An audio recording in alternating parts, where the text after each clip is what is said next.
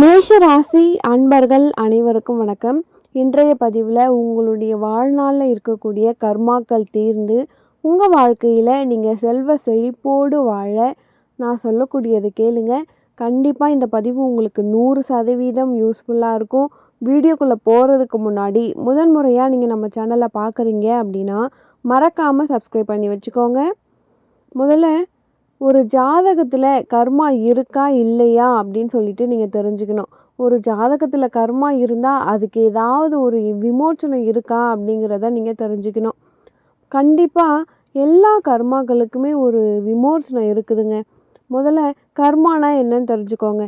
ஒன்று முன்னோர்கள் செய்த பாவம், இன்னொன்று நாம் செய்கிற பாவம், இன்னொன்று ஜாதகத்தில் இருக்கிற பாவம். இந்த பாவமெல்லாம் ஒன்றா சேர்ந்து இந்த குபேரருடைய பொற்காசு மூட்டை கிடைக்குதோ இல்லையோ, கர்மா மூட்டை எல்லார்கிட்டையும் இருக்குது. நிறைய நிறைய விஷயம் இருக்குங்க.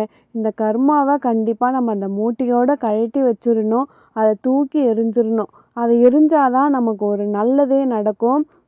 இப்போது நிறைய பேருக்கு ஏன் வீடு கட்ட முடியல, ஏன் கல்யாணம் பண்ண முடியல, ஏன் குழந்தை பாக்கியம் கிடைக்கல, குழந்தைகளால் ஏன் சந்தோஷம் இல்லை அப்படின்ற மாதிரி நிறைய யோசிச்சுக்கிட்டே இருப்பாங்க. வேலை வாய்ப்பில் கஷ்டப்படுவாங்க, வெளிநாட்டில் கஷ்டப்படுவாங்க. நமக்குன்னு ஒரு தொழில் அமையாதா, நம்ம ஏன் இன்னொருத்தர் கட்டுப்பாட்டுக்குள்ளேயே இருக்கிறோம் இப்படின்னு சொல்லிட்டு நிறைய கேள்வி எல்லாருக்குள்ளேயும் மனசுக்குள்ளேயுமே இருக்கும்.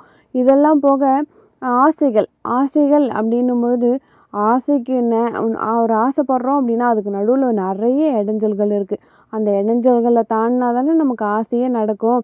இந்த இடைஞ்சல் ஏன் ஏற்படுது அப்படின்னா கர்மாவால் ஏற்படுது. கர்மாவை அழித்தா மட்டும்தான் நமக்கு இந்த இடைஞ்சல்கள் விலகுங்க.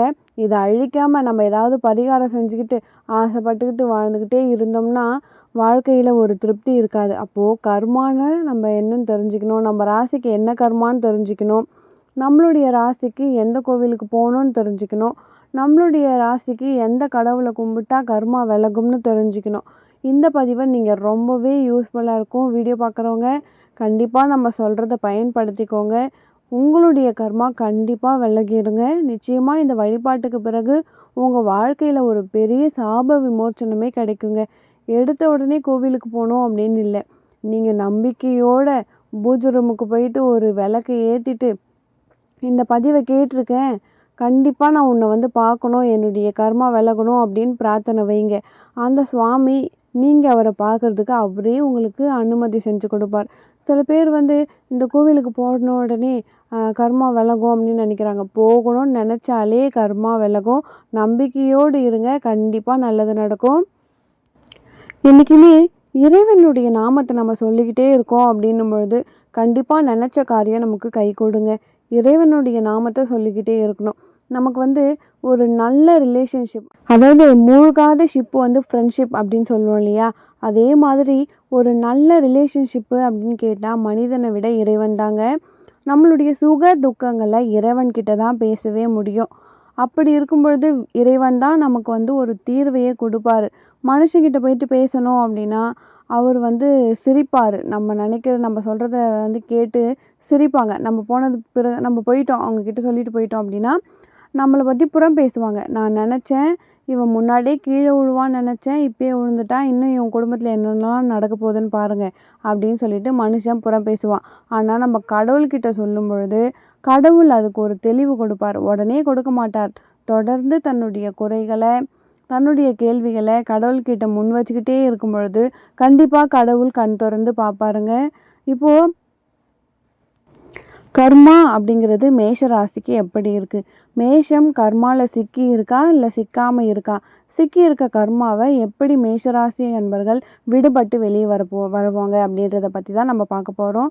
மேஷத்தின் கர்மா. இப்போது கர்மானா என்ன? எல்லோரும் என்ன சொல்கிறாங்க அப்படின்னா அப்பா பண்ணது, தாத்தா பண்ணது, இல்லை முன்னோர்கள் பண்ணது பிள்ளையை சேரும். அப்போது நம்ம நல்லது பண்ணால் நல்லது நடக்கும், கெட்டது பண்ணால் கெட்டது நடக்கும் அப்படின்னு சொல்கிறாங்க. பிரபஞ்ச நிதி என்ன சொல்லுதுன்னா இந்த கர்மான்னு உள்ளே போய் பார்க்கும் பொழுது பொதுவாக ஜோதிடத்தில் லக்னத்தில் எடுத்துப்பாங்க. லக்னத்தில் தெளிவாக தெரிஞ்சிடும் அதுதான் கர்மா. ஒரு லக்னம் சுத்தமாக இருந்துச்சு அப்படின்னா கர்மாவை கண்டிப்பாக அவன் வெல்ல முடியுங்க. லக்னத்தில் ஏதாவது பாவகிரகங்கள் இருந்துச்சு அப்படின்னா கர்மாவை வெல்ல முடியாது, கர்மாவை அனுபவிக்கணும். அப்போது கர்மாவை அனுபவிக்கணுமா அப்படின்னு கேட்டால் நம்பிக்கை அதிகமாக உள்ளவர்கள் மட்டும் கர்மாவை வெல்லலாம். அது கடவுள் மீது நம்பிக்கை. அதுதான். உங்களுக்கு சுகமா துக்கமா உங்கள் சுகத்தை கூட 10 பேர்கிட்ட சொல்லுங்கள், ஆனால் துக்கத்தை சொல்லவே சொல்லாதீங்க. மேஷராசியில் பிறந்த என் அன்பு உள்ளங்களே, உங்களுடைய கர்மாவை வெல்வது முதல் செய்தி. உங்களுடைய துக்கத்தை யார்கிட்டையும் சொல்லவே சொல்லாதீங்க. அப்போ என்னன்னா, நீங்கள் கீழே விழவும் உங்களுக்கு இதுக்கு நடக்கணும் அப்படின்னு சொல்லிட்டு நிறைய பேர் கங்கணம் கட்டிக்கிட்டு இருக்காங்க. அப்படி இருக்கும் பொழுது கர்மாவை நம்ம மீண்டும் மீண்டும் நல்லாயிட்டோன்னு வெளியே தெரிஞ்சால் மீண்டும் கர்மா இப்போ வேலை செய்யும். அப்போது விதி விட மாட்டேங்குதுன்னு சொல்கிறாங்க, விதி விளையாடுதுன்னு சொல்கிறாங்க. இப்போது இந்த கர்மா விலகும், இது விதியே விலகுங்க. அப்போது இதுக்கு முன்னாடி நம்ம அப்பா அம்மா என்ன பண்ணாங்க, தாத்தா என்ன பண்ணாங்க, அதெல்லாம் நம்ம இப்போ பார்த்துட்ருக்க முடியாது இல்லைங்களா? இது எல்லாத்துக்கும் ஒரே விஷயந்தான், கடவுள்கிட்ட முறையிடுறது மட்டும்தான் நம்ம கர்மாவை வெல்றதுக்கான வழி. வேறு எந்த விதத்துலேயுமே ஒரு வழியே கிடையாது. அதுக்கு நீங்கள் என்ன பண்ணணும் அப்படின்னா, சிவனை சரணாகதி அடையணுங்க. பொதுவாக மேஷத்துக்கு முருகனை தான் அதிகமாக நம்ம சொல்லியிருப்போம். ஆனால் இந்த இடத்துல ஏன் சிவனை சரணாகதி அடையணும் அப்படின்னு சொல்கிறோம் அப்படின்னா, இந்த பிறப்பின் அருமையை தெரிந்தவரே சிவபெருமான். என்னை ஏன் படைச்ச, இந்த பிறப்பு ஏன் எடுத்தேன், இந்த குடும்பத்தில் ஏன் வந்து நான் பிறந்தேன், இவங்களை ஏன் கல்யாணம் பண்ணிக்கிட்டேன், இவங்களை ஏன் நான் பெற்றுக்கிட்டேன், இவங்களுக்கு ஏன் நான் பிறந்தேன், இது எல்லா கேள்விக்கும் விடை தெரிந்தவர் இறைவன் ஒருவனே. அப்போ இறைவன்கிட்ட தானே சொல்ல முடியும், சிவன்கிட்ட தானே சொல்ல முடியும். அப்போது சிவன்கிட்ட முறையிடும் பொழுது மேஷராசி அன்பர்களின் கர்மா விலகுங்க. அது நல்ல கர்மாவா கெட்ட கர்மாவா? அடுத்தது, நல்ல கர்மாவா இருந்தால் தொடரும், கெட்ட கர்மாவா இருந்தால் கண்டிப்பாக விலகுங்க.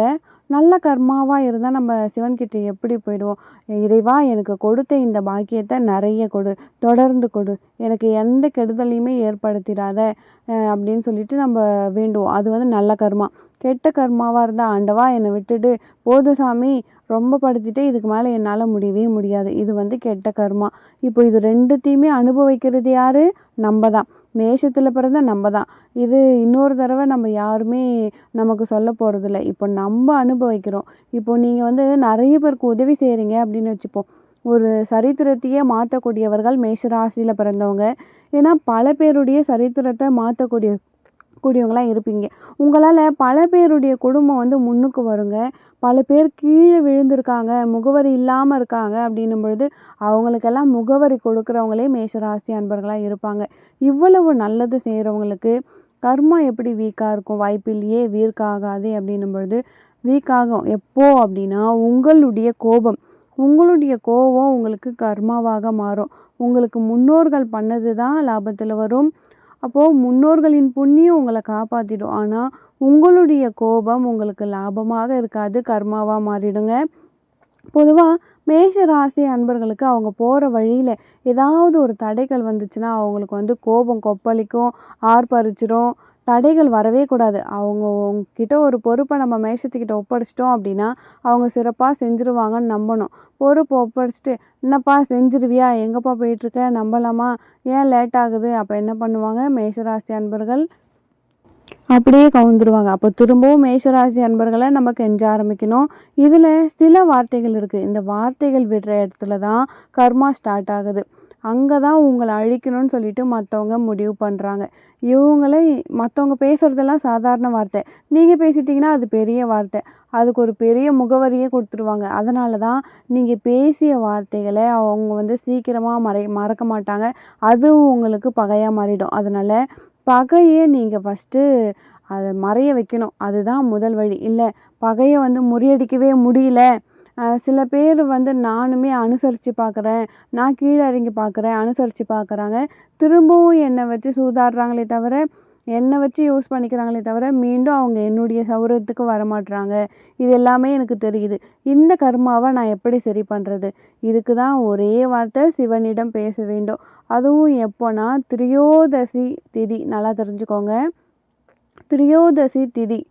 அதுவும் முக்கியமாக அமாவாசை கழித்து வரக்கூடிய திரியோதசி திதியில் சிவபெருமானிடம் ஒரு விபூதி அபிஷேகம் செய்து அதில் தானாக தோன்றிய சுயம்பு லிங்கம் எந்த ஊரில் இருக்கோ, சிவபெருமான் சுயம்பு லிங்கமாக எந்த ஊரில் இருக்காரோ, தனித்துவமாக இருக்கக்கூடிய சிவலிங்கம்ங்க.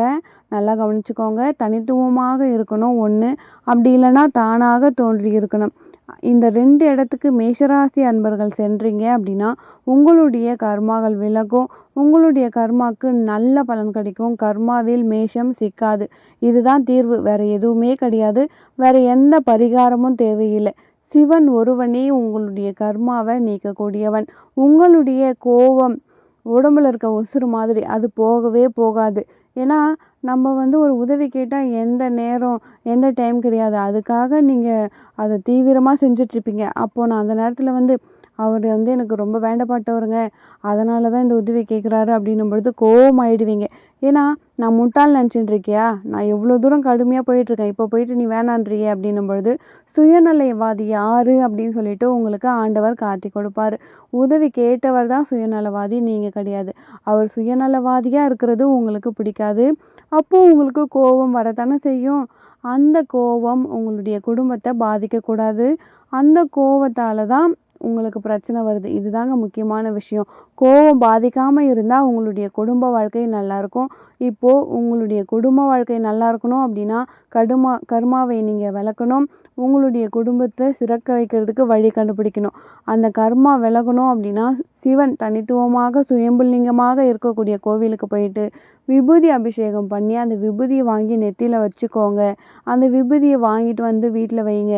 நிச்சயமா கர்மா விலகும். எத்தனை சாபங்கள் உங்களுக்கு இருந்தாலும், எத்தனை கோபத்தினால நீங்க சாபத்தை வாங்கியிருந்தாலுமே, அந்த சாபத்துக்கு விமோச்சனம் வந்துவிட்டது. இனிமே உங்களுக்கு நல்ல நேரம் ஆரம்பிச்சிருச்சு. மேஷத்துக்கு ஒரு நல்ல காலம் பொறந்துருச்சு அப்படின்னு தான் நம்ம சொல்லணுங்க. இதை மட்டும் பண்ணுங்க. கண்டிப்பா உங்க வாழ்க்கையில ஒரு நல்ல கர்மா தொடரும், கெட்ட கர்மா விலகும் அப்படின்னே நம்ம சொல்லலாங்க. இந்த பதிவு மேஷராசி அன்பர்களுக்கு ரொம்பவே யூஸ்ஃபுல்லாக இருந்திருக்கும்னு நினைக்கிறேன். வீடியோ பிடிச்சிருந்தா மறக்காமல் நம்ம சேனலை சப்ஸ்கிரைப் பண்ணிக்கோங்க. வீடியோக்கு லைக் கொடுங்க. மேலும் உங்கள் வாழ்க்கையில் நீங்கள் சீரும் சிறப்போடும் செல்வ செழிப்போடும் வாழ நானும் இறைவனை பிரார்த்திக்கிறேன். ஒரு நல்ல பதிவில் மீண்டும் உங்களை சந்திக்கிறேன். நன்றி.